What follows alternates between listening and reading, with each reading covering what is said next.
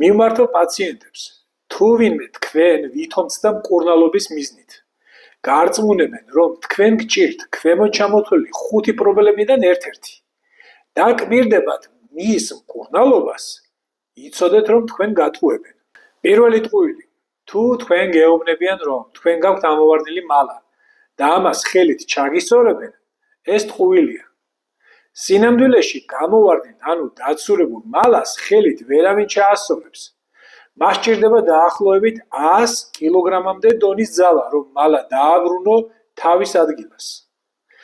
მალის დაბრუნება, ანუ ჩასწორება ხდება მხოლოდ ნეიროქირურგიული წესით, კერძოდ მალის მეტალოკონსტრუქციით ფიქსირების გზით. მეორე ტყუილი, ვითომცდა იოგა, ხერხემლის გააჭიმვა და ცურვა იდეალურია ხერხემლის მალთაშუა დისკის თიაქრის სამკურნალოდ.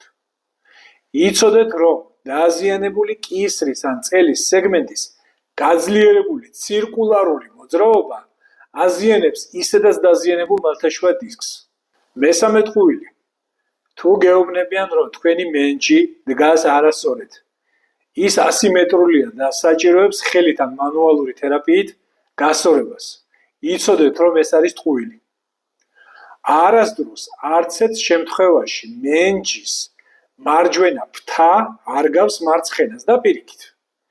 ის არასოდეს არ არის იდეალურად სიმეტრიული და მენჯის თავები ყოველთვის დგას სხვადასხვა დონეზე.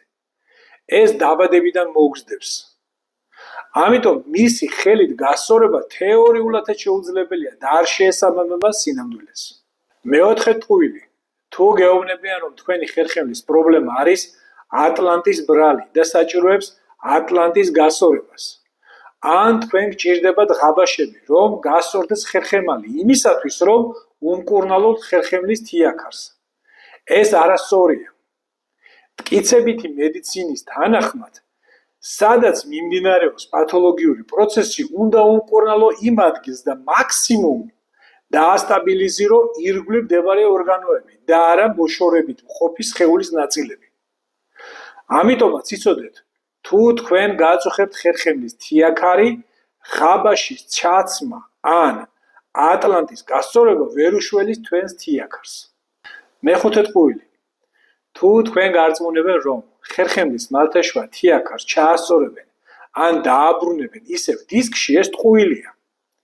ის ნივთიერება თიაქრის სახით, რაც გადმოდის მალთაშუა დისკის დაზიანების გამო, გარეთ, უკან არასდროს შებრუნდება.